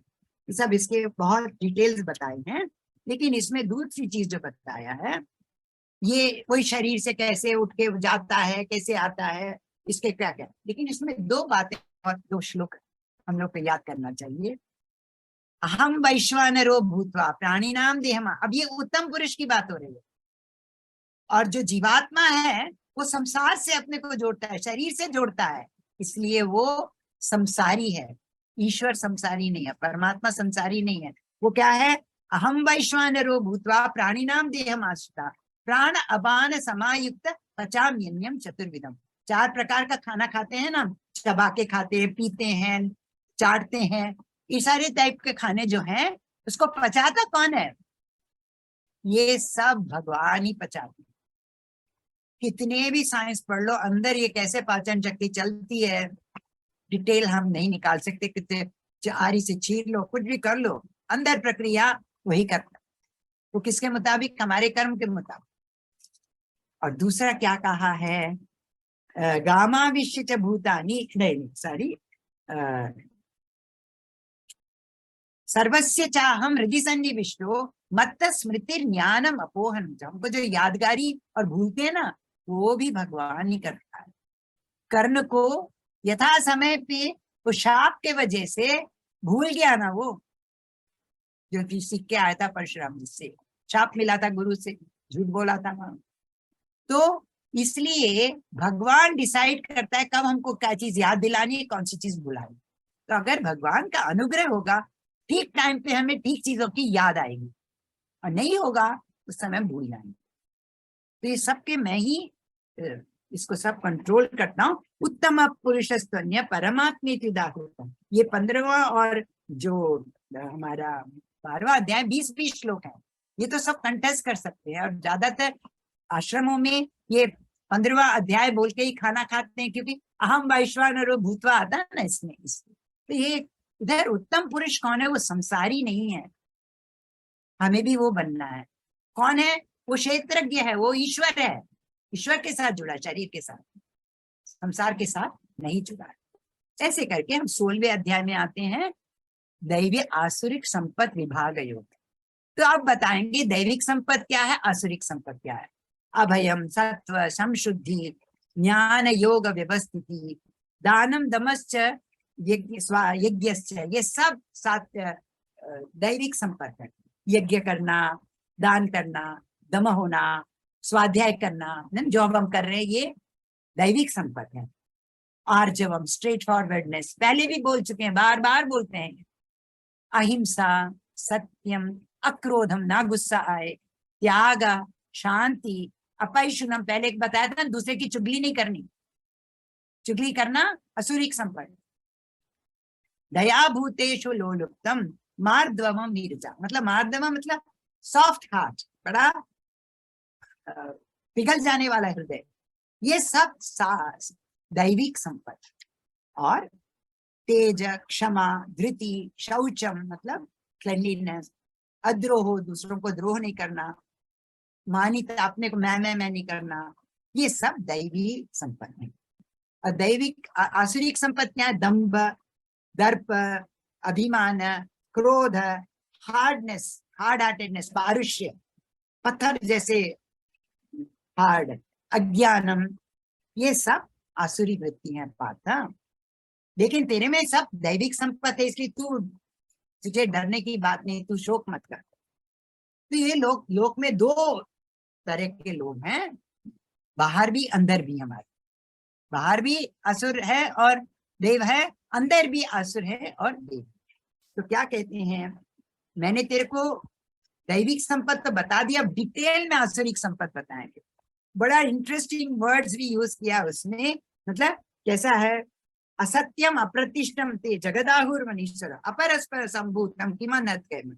देखो वो क्या करते हैं, क्योंकि उनको ना तो उनमें शौच है, मतलब क्लेanलीनेस नहीं है, सत्य में नहीं रहते, तो क्या कहते हैं ये सब हम पुरुष और स्त्री के संभोग से ये सब हुआ है, बच्चे वगैरह, भगवान का इसमें कोई रोल नहीं, मैं ही ईश्वर हूँ, ईश्वर हो अहम भोगी है, मेरे को ये भी मिल जाए वो भी मिल जाए, इससे मैंने वो ले लिया उससे मैंने वो ले लिया, देखो मैं कितना बड़ा हूँ। ये सब आसुरिक, इसको बड़े बड़े सुंदर ढंग से डिस्क्राइब किया गया एक श्लोक में। लेकिन एंड में क्या कहते हैं, काम क्रोध लोभ ये 3 नरक के द्वार हैं, इसलिए इससे बच के रहो। डिजायर्स, काम, क्रोध, गुस्सा। काम होगा तो क्रोध जरूर होगा, क्योंकि एक्सपेक्टेशन है, डिजायर है, फुलफिल नहीं होगी तो गुस्सा आएगा। लोभ, ये मेरे को मिल जाए वो भी मेरे को मिल जाए, ग्रीडीनेस ना। तो ये तीनों जो है इसको, ये 3 नरक के द्वार बताए हैं, इसलिए इससे इसको हमें बचना है। और जो इस त्रिविधम नरस का सेदम द्वारम नाशनम आत्मना, आत्मा का नाश करता, काम क्रोध तदा लोभ तस्मात् एतम त्रयम त्यजेत, इन तीनों को छोड़ दे। और इससे जो छोड़ के अच्छी आचार करता है, आचार व्यवहार करता है, वो परम गति प्राप्त कर लेता। अब लास्ट में क्या कहा, ये 17वां अध्याय का नींव बन जाती है। यह शास्त्रम विधि मुत्सृज्य वर्तते कामकार्ता, जो शास्त्र की विधि को छोड़ के अपने इच्छा अनुसार काम करता है, न स सिद्धि में वापनोति, उसको ना सिद्धि मिलती है, ना सुख मिलता है, ना परगति मिलती, मोक्ष मिलती। इसलिए तू क्या कर, तस्मात् शास्त्रम प्रमाणम ते कार्य कारण कार्य अकार्य व्यवस्थितो ज्ञात्वा शास्त्र विधानोक्तम कर्म कर्तुम इहारसे। तो शास्त्र को समझ के तो कर्म कर। अब 17वें में तो ये हो गया आपका दैवी आसुरिक संपत्ति, लेकिन एम क्या है, इसका लक्ष्य क्या है बनाने को? असुरिक संपत्ति में जाएगा तो तू क्षेत्रज्ञ के साथ नहीं जुड़ेगा, शरीर के साथ, क्षेत्र के साथ, 13वें के साथ जोड़ते जाइए। तो 17वें अध्याय में श्रद्धा त्रय विभाग, तो असुर, इससे अर्जुन के प्रश्न क्या है, ये शास्त्र में मुत्सृज्य ये जनते श्रद्धयान्विता, जो शास्त्र को छोड़ के फिर भी श्रद्धा से काम कर रहे हैं, तेषाम निष्ठा तो का कृष्णा सत्वम आहु रजस तमा, उनके क्या है निष्ठा, क्या है, सत्व है, रजस है, तमस है।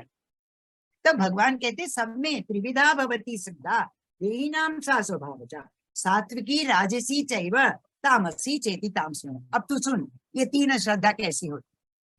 तो क्या होता है, लोगों के श्रद्धा के मुताबिक उनके अंदर ये गुण आते हैं। जैसे सात्विक जो लोग होंगे वो कैसे लोगों की पूजा करेंगे, देवताओं की, यजन्ते सात्विका देवान।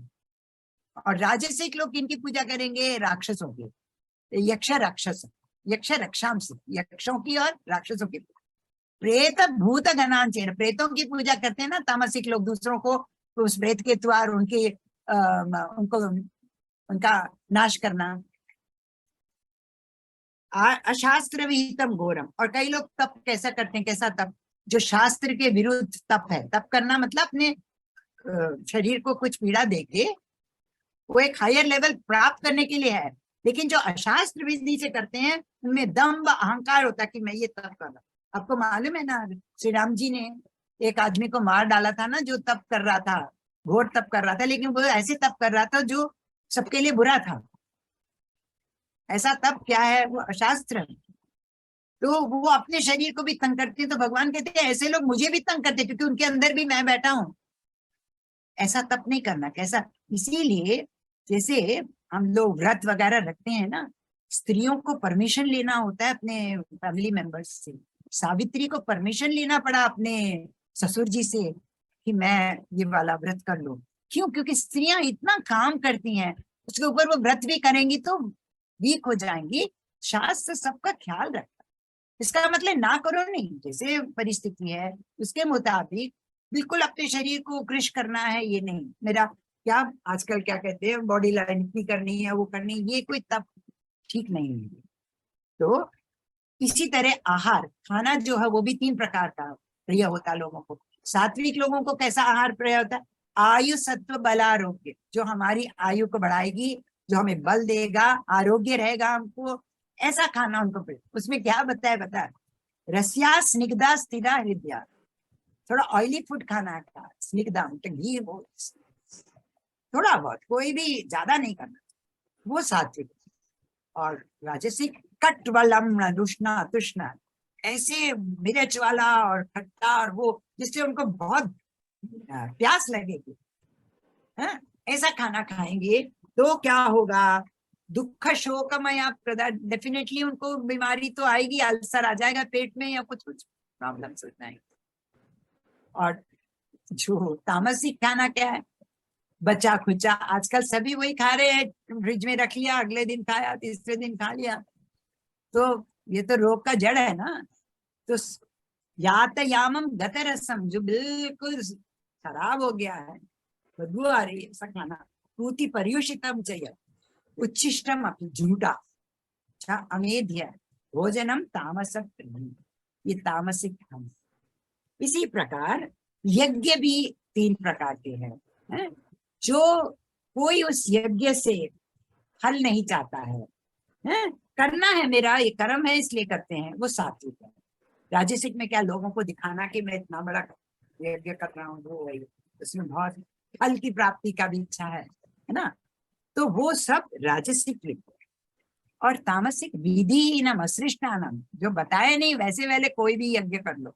और दान देखो, यज्ञ में दान देना बहुत बड़ी बात होती है, दक्षिणा देना, दान देना, उसके बिना जो यज्ञ होता वो फलान्वित नहीं होता, वो सब तामसिक। इसी प्रकार स्वाध्याय जो है करके, शारीरिक तप है, मानसिक तप है, वांग्मय तप है, तो स्वाध्याय वगैरह करना ये ब्रह्मचर्य शारीरिक तप है।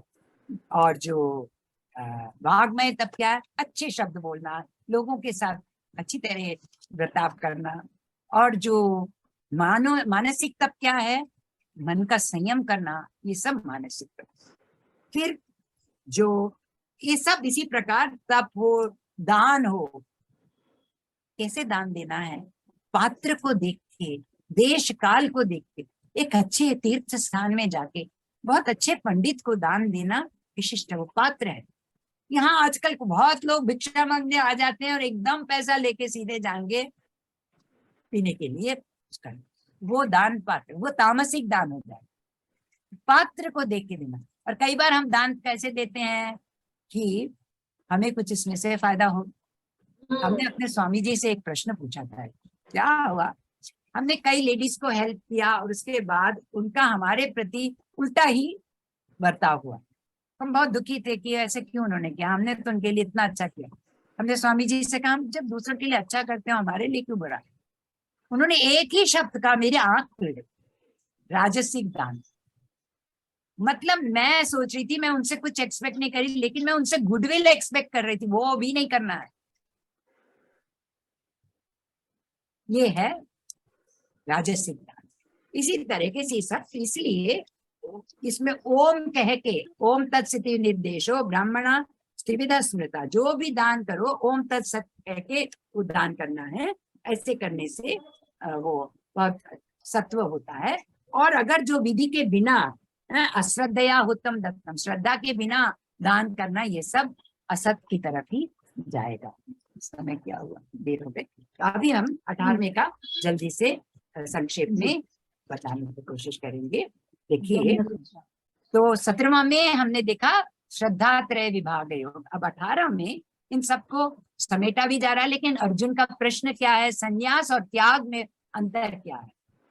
तो बताते हैं, जो काम्य कर्म का छोड़ना, कर्म संन्यास जो हमने कहा था ना विधिवत, उसको संन्यास कहा जाता है। लेकिन जो कर्म का फल जो छोड़ते हैं उसको त्याग। तो त्याग क्या है, कर्म फल छोड़ना। संन्यास क्या है, कर्म को ही छोड़ना। ये बताने के बाद इस अध्याय में यज्ञ दान तप के अंतर बताएं। पहले तो त्याग का बताया है कि जब सात्विक त्याग क्या है, राजसिक त्याग क्या है, तामसिक त्याग क्या है। तो सात्विक त्याग में क्या होता है, वहां हम हमारा संग नहीं है, जस्ट करते हैं। लेकिन जो तामसिक त्याग होता है उसमें मोह के वजह से त्याग, कर्म को छोड़ देते हैं, वो तामसिक त्याग। राजसिक त्याग कर्म को क्यों छोड़ते हो, अरे उससे हमें बहुत ही शरीर में कष्ट होगा करके दुखम इत्येव, काय के लिए क्लेश हो जाता है करके जो छोड़ते हैं वो राजसिक त्याग, उससे फल नहीं मिलता। फिर क्या कहते हैं, त्याग करना बहुत मुश्किल है, लेकिन जो कर्म का फल का त्याग कर देते उसको ही त्यागी कह देते हैं, क्योंकि लोग त्याग पूरी तरह करने के तैयार नहीं। फिर 5 कारण कर्म करने के, अधिष्ठानम, जो शरीर है वो उसका अधिष्ठान है, और कर्म करता जो करता है, करण है, और अलग अलग इच्छाएं हैं, और जो दैव, जो हमारे पुनर्जन्म पूर्व जन्म के वासना है उसके मुताबिक ये कर्म होते हैं। और फिर अब क्या बताते हैं, 3 प्रकार के ज्ञान, 3 प्रकार के कर्म, 3 प्रकार की बुद्धि, वो सब सात्विक, राजसिक, तामसिक, ऐसे उनका सबका बता के एंड में बताते हैं ये जो वर्ण आश्रम के धर्म, ब्राह्मण का क्या कर्तव्य है, क्षत्रिय का क्या कर्तव्य है, और शूद्र का क्या कर्तव्य है, अपने अपने जो वर्ण आश्रम के जो स्वधर्म है जो करते हैं वो फिर ब्रह्म को प्राप्त कर सकते हैं। लेकिन जो इसके विपरीत करते हैं, परधर्मो भयावह, बाद में एंड में भगवान कहते हैं सबके हृदय में अंदर ईश्वर सर्वभूतानि देशे अर्जुन तिष्ठति, बैठ के वो इसको एक यंत्र को चलाने जैसे चला रहे। इसलिए तू मत सोच, तू डिसाइड करेगा कि युद्ध नहीं करूंगा, क्योंकि तेरी प्रकृति जो है वो तेरे से करवाएगी। एंड में क्या कहा, सर्वधर्मान परित्यज्य मामेकम शरणम व्रज, शरण में कहा तो तेरे सारे पाप छूट जाएंगे, ये बता के एंड में कहा भगवान ने। संजय कहते हैं मेरे को कितना पुण्य मिला कि मैं ये सब देख सका, उनके प्रसाद से, भगवान के और व्यास जी के प्रसाद से मैं सब जान सका।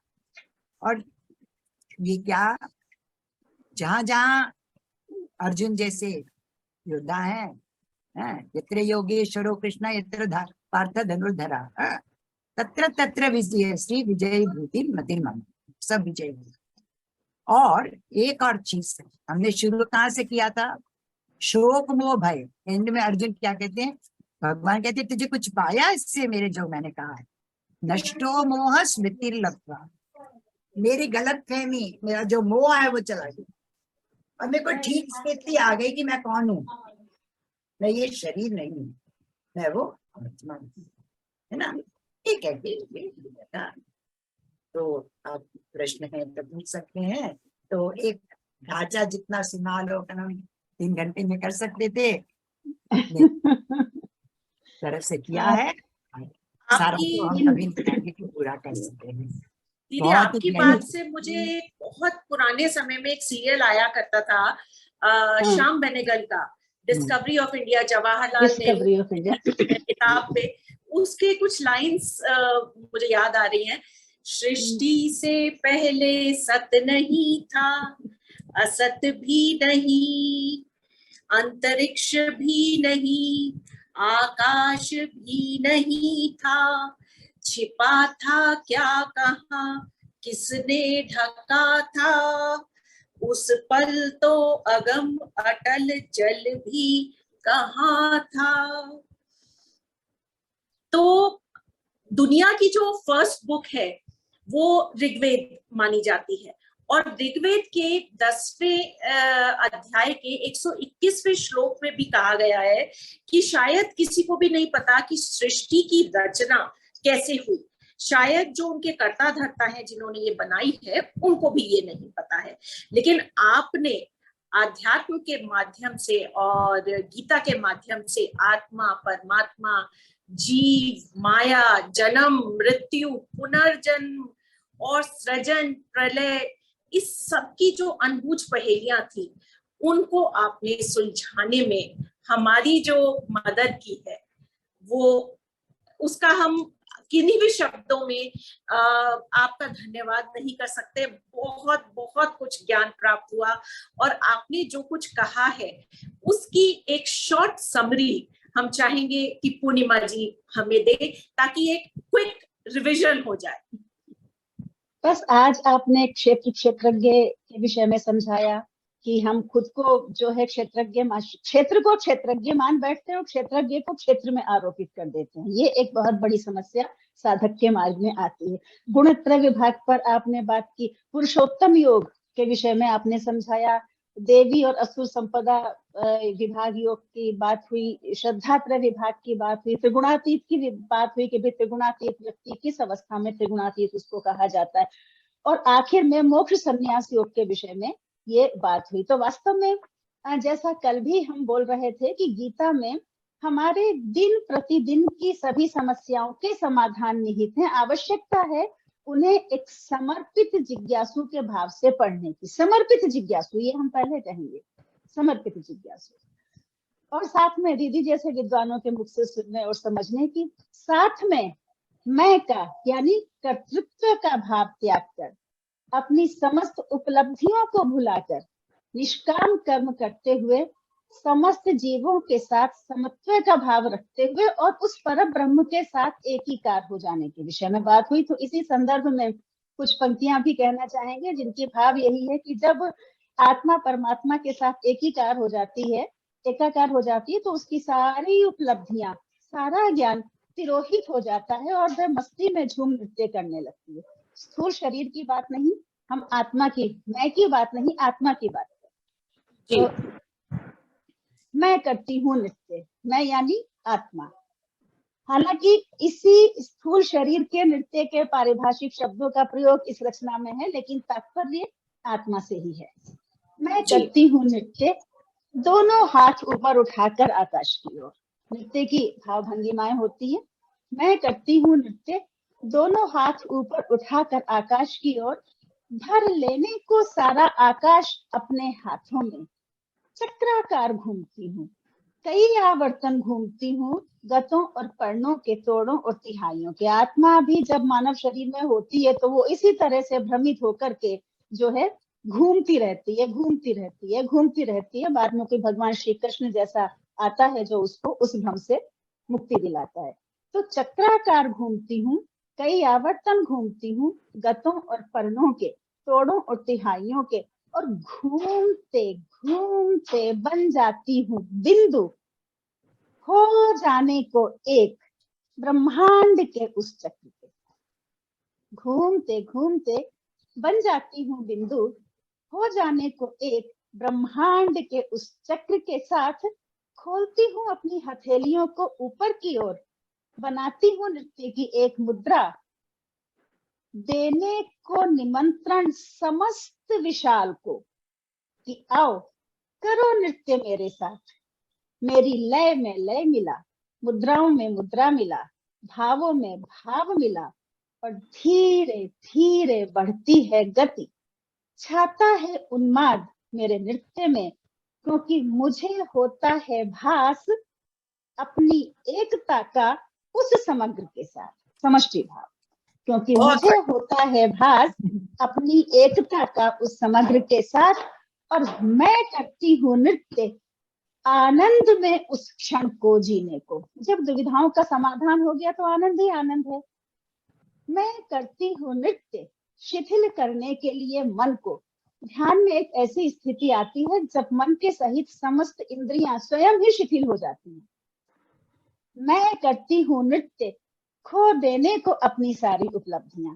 यही है ध्यान की चरम सीमा। मैं करती हूँ नृत्य मिटा देने को सारी संवेदनाएं। जब सभी भौतिक अवस्थाओं से उठकर किसी अन्य लोक में मन विचरण करने लगे, तो फिर यह भी नहीं रहता कि दोनों सेनाओं में मेरे अपने परिजन हैं, युद्ध के अंत में मृत्यु तो मेरे अपनों की ही होगी। इन सब से ऊपर उठकर मनुष्य कर्तव्य कर्म में, कर्तव्य भाव में लग जाता है, और यही सार है भगवान कृष्ण द्वारा गाई गई गीता का। मैं करती हूँ नृत्य विस्मित कर देने को सारा ज्ञान, मैं करती हूँ नृत्य अंतिम समर्पण को स्वयं को। यही स्थिति है परमात्मा से, परमात्मा को तत्वतः जानकर उसके साथ साक्षात्कार की। तो होता है भास अपनी एकता का उस समग्र के साथ, और मैं करती हूँ नृत्य आनंद में उस क्षण को जीने को। मैं करती हूँ नृत्य शिथिल करने के लिए मन को। मैं करती हूँ नृत्य खो देने को अपनी सारी उपलब्धियां।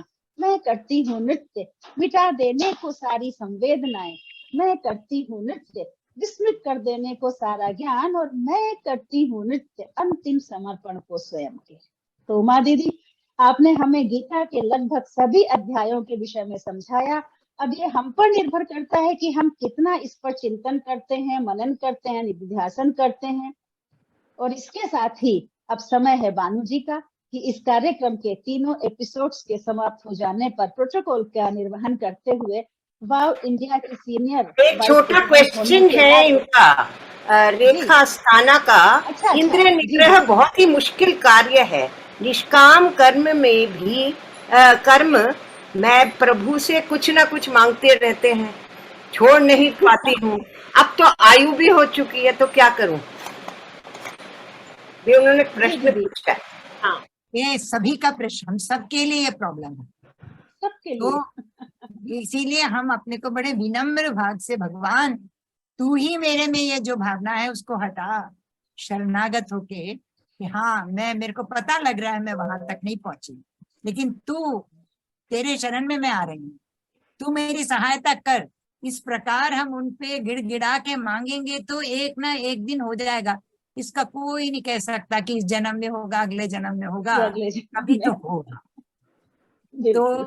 तो एक सेंटेंस मैं डॉक्टर बोलना लक्ष्मी। चाहती हूँ। देखिए, हम जी। सबको निष्काम कर्म कर करके पहले स्टेप है चित्त शुद्धि। तभी हम अधिकारी बन सकेंगे आगे जाने के लिए। जब वो हो जाती है, उसके बाद जैसे जैसे जैसे जैसे हम अभ्यास करते जाएंगे तो अपना बुद्धि को बिल्कुल निर्मल, सूक्ष्म और शुद्ध हो जाता है। तब वो जो सूक्ष्म चीज है उसको हम प्राप्त करेंगे। जैसे ही वो चीज हमें, जो ब्रह्म का ज्ञान होए, तो सर्वात्म भाव आ जाता है। और यही नहीं, हमको हर चीज का ज्ञान हो जाता है, क्योंकि हर चीज का ज्ञान उसमें है। ये मैं संक्षिप्त में मेरे को ये जी समझ आया तो रेखा जी, आपको अपने प्रश्न का उत्तर मिल गया होगा। है। और नहीं बानू शायद जी, अच्छा, आप संस्था की सीनियर वाइस प्रेसिडेंट हैं, तो आप अब धन्यवाद स्वरूप कुछ कहें। नमस्कार दीदी, आपका ये प्रवचन सुन के ऐसा लगता है कि सब कुछ सुनते भी और हमने कुछ भी नहीं सुना। जिसे कहते हैं ना कि ये जो छोटा सा घड़ा है भर के भी नहीं भर पाया, ऐसा एक बार के करने से ही हम इस सब चीजों को पूरी तरह नहीं समझ पाएंगे। जबकि मैंने भी संस्कृत में ये सब चीजों को पढ़ा है, पढ़ती रहती हूँ, लेकिन फिर भी जितनी बार सुनती हूँ उतनी बार नया लगता है। और आपसे हम फिर बार बार मिलना चाहेंगे कि हम इन सब चीजों को फिर लेते रहें, आपसे संपर्क में आते रहें और हमें ज्ञानवर्धक बातें बताते रहें। आपका बहुत बहुत बहुत धन्यवाद, और आपसे मिलके बहुत अच्छा लगा। जी बिल्कुल, आगे भी दीदी आपका अनुग्रह हमें चाहे कभी वेदांत पर, कभी किसी विषय पर, और किसके लिए हम लोग जी रहे हैं, सत्संग मिल जाए तो उससे बढ़ के और क्या चाहिए। सत्संग, बिल्कुल। तो आप रेखा जी का उत्तर में भी यही होगा। जी, हम अभी जो जी। कर सकते हैं कि हम अपने को सत्संग में रहेंगे तो हमें बार बार बिल्कुल। याद रहेगा, हम अवेयर होंगे कि हमारे साथ हो क्या रहा है, जी, और वो अवेयरनेस से ही हम आगे बढ़ जाएंगे। मतलब हम जाने बिना ही कई चीजें हमारे से गिरती जाएंगी जो हमारे लिए आध्यात्मिक रास्ते में रोड़ा है। जी बिल्कुल। लेकिन हम अपने आप करते नहीं, ये बार बार ये जो सुनेंगे और इस पे चिंतन करेंगे, हमें अपने आप अपने में ग्लानि होती रहेगी। बट जब हम तैयार होंगे, उन्हें पता है गिर जाएगा, और कैसे गिरा पता नहीं लगेगा। ये डॉक्टर लक्ष्मी, रेखा जी गई नहीं है, एक्चुअली उनके यहाँ सिग्नल की समस्या है, अच्छा, सिग्नल उनको नहीं मिलता है, तो वो सिर्फ सुनती रहती हैं फोन पर। ओके, ठीक है। तो बहुत बहुत धन्यवाद दीदी बहुत आपका। बहुत अब धन्यवाद। जो है बाद में, चूंकि ये तो आप केरल में बैठकर भी हम लोग ऑनलाइन कर सकते हैं, तो बाद में फिर आपसे हम बहुत आनंद हुआ हमें भी, आपके हम आभारी हैं। आनंद। बहुत आनंद। Thank you so much. Thank you.